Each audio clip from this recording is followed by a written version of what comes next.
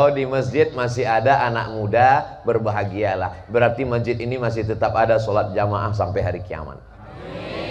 Saya senang sekali anak-anak muda yang diwisuda, anak muda yang bawa kotak-kotak anak muda. Kenapa yang bawa kotak sedekah dipasang anak muda? Karena uangnya terlalu berat untuk dipikul orang tua. Maka seolah-olah anak muda ini berkata, Bapak Ibu biar aku yang bawa, biar aku aja, karena ini berat bagimu, kamu belum tentu mampu. Bapak Ibu tinggal isi aja sama kartu ATM dan dompet-dompetnya sekalian. Mudah-mudahan yang bersedekah diberi Allah ganti. Bukan kata saya, hadisnya ada sahih dalam Sahih Bukhari. Ma min muslimin yusbihu, ketika orang bangun subuh Allah kirim dua malaikat. Apa kata malaikat bagi yang memasukkan uang sedekah? Allahumma ati munfiqan khalafa, orang yang bersedekah beri dia ganti ya Allah. Tapi orang yang tidak mau bersedekah, yang ketika kotak lewat dia pura-pura khusyuk dengar ceramah, yang ketika kotak lewat dia pura-pura ngantuk, Allah adil, Allah kirim juga malaikat. Kata malaikat berdoa, Allahumma ati mumsikan talafa, yang gak mau sedekah binasakan dia ya Allah.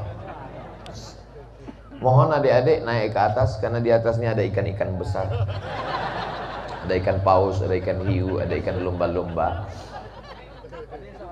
Allahumma salli ala sayyidina Muhammad wa ashghili zalimin bizzalimin wa akhrijna min bainihim salimin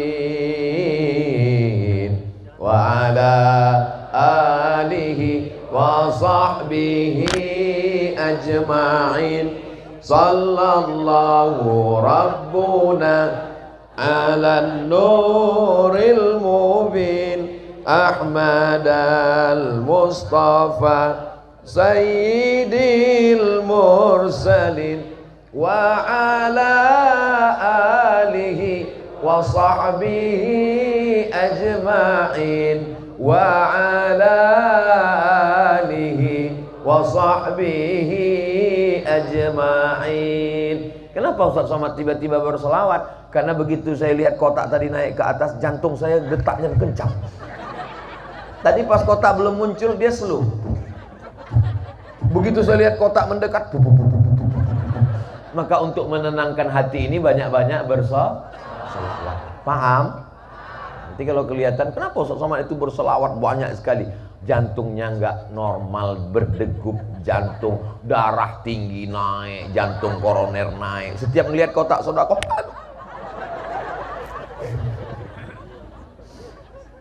begitulah kerja SOS. SOS itu apa Pak Ustaz? Standar operasional setan. Kata setan, kamu jangan sedekah untuk masjid karena jilbabmu belum lunas. Kata setan, kamu jangan sedekah dulu, rumahmu belum selesai. Kata setan, kamu jangan sedekah dulu, mobilmu masih kredit, bunyi klaksonnya kredit, kredit, kredit. Tapi kita lawan ini setan. Pagi ini setan babak belur, pulang dalam keadaan gagal. Kenapa? Karena jamaah memasukkan uang yang terbaik, 2.500. Masya Allah. Ini saya kunjungan pertama kali. Pertama kali kemarin. Tapi rasanya kita udah ketemu lama. Kata jamaah, Ustaz aja kepedean. Ini jamaah semua udah sering menyaksikan Ustaz Somad, cuman di YouTube. Subuh ini mereka mau menyaksikan, mau memastikan apa betul Ustadz itu ada di alam nyata. Dan ke sebagian besar ketika melihat, wow, mudah sekali. Jamaah yang dimuliakan Allah Subhanahu wa taala, mudah. Setelah itu kita pun akan seperti bunga. Bunga yang harum, semerbak, cantik, indah dipandang mata, baunya Masya Allah, tabarakallah. Ada yang merah, kuning, kelabu. Lalu kemudian dia pun mulai layu. Tak lama setelah itu dia pun akan kering dan hidup ini sama seperti itu. Perempuan itu seperti bunga, kuntum, harum, semerbak, cantik, indah, diletakkan di tengah istana yang megah. Lalu kemudian dia pun mulai menguning, layu dan mati. Satu-satunya bunga yang tidak layu, bunga plastik. Banyak sekarang suami tidak mau istrinya layu, akhirnya istrinya operasi. Hidung plastik, dagu plastik. 2 bulan mancung, bulan ketiga turun. Dagu turun, tinggal ngambil sapu. Jadi apa? Nenek sihir Harry Potter. Resep dengar ceramah Abdul Somad, 1, nggak usah banyak-banyak, jangan tersinggung. Beberapa jamaah yang tersinggung sakit hati pulang meninggal. Saya tidak pernah mau menyindir jamaah, jamaahnya aja yang terlalu sensi. Tapi Masya Allah, tabarakallah, jamaah ini semuanya baik-baik. Bangun subuh, melawan kantuk, ngelawan tidur, mau datang pengajian, itu orang baik. Bahwa kita ada perbedaan-perbedaan sedikit, nata'awan fi mattafaqna wa nata'adzar fi makhtalafna, pada perkara-perkara yang kita sepakati kita kerjasama. Tapi kalau kita ikhtilaf berbeda pendapat, kita berlapang dada. Yang satu ngatakan menara mesti bulan, yang satu ngatakan mesti peta. Ya voting aja, akhirnya menang yang peta. Ya peta. Itu kan cuman wasilah sarana, substansi maknanya supaya suara menggelegar ke atas, azan berkumandang, semua jamaah datang. Kan itu tujuannya. Kan nggak mungkin toa digantungkan di tiang listrik. Maka dinaikkan bangunan tinggi ke atas, mau bulat, mau peta, mau kerucut, mau piramid, ya nggak apa-apa. Yang penting naik ke atas, berkumandang azan. Allahu Akbar, Allahu Akbar. Azannya mesti begitu, maka orang bangun. Ini selama ini azan Allahu Akbar, Allahu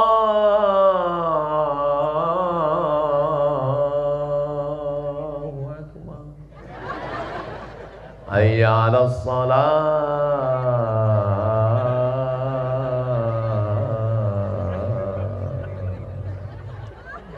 Tapi begitu suatu hari azannya Allahu Akbar, Allahu Akbar, semua orang datang, heran siapa yang azan. Pas dilihat Babin Kamtipmas.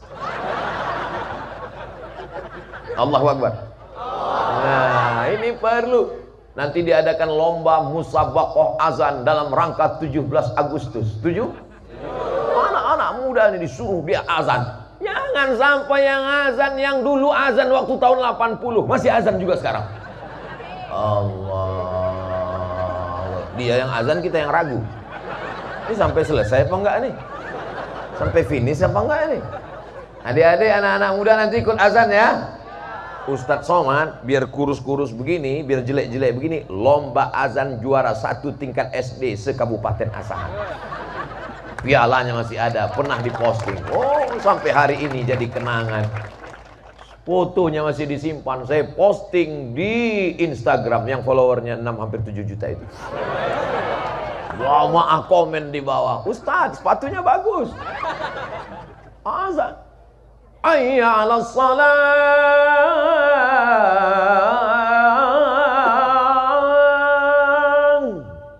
Masya Allah, tabarakallah. Nggak ada yang muji, puji aja sendiri. Nah ini penting. Bahwa di dalam ini ada perbedaan-perbedaan. Suatu ketika waktu saya masih ngajar jadi dosen, datang mahasiswa. Ustadz Somad, ya, saya tinggal di masjid. Mantap. Sebelum azan saya baca dulu. Apa yang kamu baca? Innallaha wa malaikatahu yusalluna 'alan nabi. Ya ayyuhalladzina amanu sallu alaihi wa sallimu taslima. Tiba-tiba saya dimarahi sama Pak RT, Pak Ustadz. Kenapa? Gak boleh baca-baca ayat itu sebelum azan. Di dalam azan itu kan ada nyebut nama Nabi Muhammad kan? Ada kan? Asyhadu anna Muhammadar Rasulullah. Kalau disebut nama Nabi Muhammad, orang yang paling bakhil, orang yang paling pelit adalah orang yang tidak mau bersolawat. Maka sebenarnya membaca ayat itu nyuruh orang solawat. Tapi Pak RT ngelarang Pak Ustadz. Oke, kalau gitu kamu besok nggak usah baca ayat itu. Jadi gimana Pak Ustadz? Sebelum azan kasih tahu semua masyarakat, attention please, all of our passenger, Semua penumpang jamaah sekalian, nanti ketika aku sebut nama Nabi Muhammad SAW, bersolawatlah, bersolawatlah, bersolawatlah. Kira-kira mana yang lebih bagus? Baca ayat atau nyebut? Kan bagus baca ayat. Berlapang dada menerima perbedaan. Asyhadu anna Muhammadar Rasulullah. Ibu-ibu yang sedang masak, Allahumma sholli ala sayyidina Muhammad wa ala ali sayyidina Muhammad. Ibu-ibu yang sedang berada di tempat dagang, yang selama ini tadi ngobrolnya panjang lebar, beli kangkungnya 2 ikat, ngobrolnya 2 jam. Suami syahnu, anak syahnu, suami syahnu, anak syahnu. Begitu mendengar suara Allahumma sholli ala sayyidina Muhammad, pulang dulu ya, bayarnya ngutang. Mengingatkan dia pada Sayyidina wa Maulana Muhammad sallallahu alaihi wasallam. Ini berlapang dada menerima perbedaan. Tapi enggak semua ibu-ibu ini selawatnya sama. Yang satu selawatnya Allahumma sholli ala sayyidina Muhammad wa ala ali sayyidina Muhammad, Allahumma sholli. Yang satu lagi Allahumma sholli ala sayyidina Muhammadin nabiyil ummi wa ala alihi wa sahbihi wa barik wa sallim. Yang satu lagi Allahumma sholli ala sayyidina Muhammad al-Fatihi lima ughliq wal khatimi lima sabaq nasiril haqqi bil haqq wal hadi ila siratikal mustaqim wa ala alihi haqqa qadri wa miqdaril azim. Yang satu lagi enggak kedengaran, namanya sholawat silent. Tapi yang satu lagi salawatnya pakai irama. Sallallahu ala Muhammad, sallallahu alaihi wasallam, sallallahu ala Muhammad, sallallahu alaihi wasallam.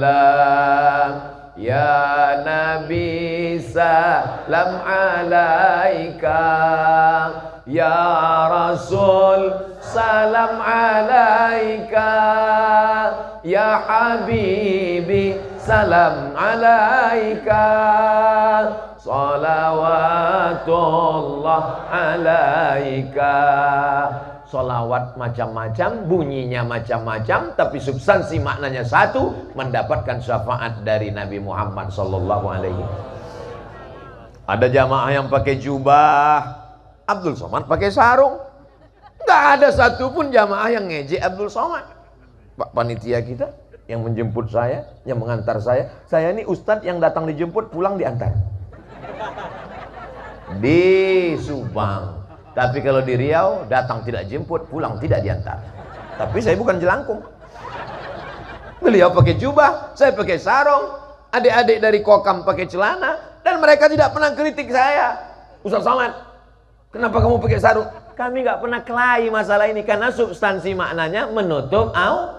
Pakai jubah nutup aurat, pakai sarung nutup aurat, pakai celana nutup aurat. Kalau kami bertiga kelahi, antara yang sarung, saya dengan Pak Wabub satu mazhab.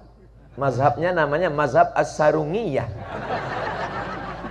Kalau antara yang pakai celana dengan pakai sarung, pakai jubah, kelahi siapa yang paling benar? Yang ketawa, yang nggak pakai celana.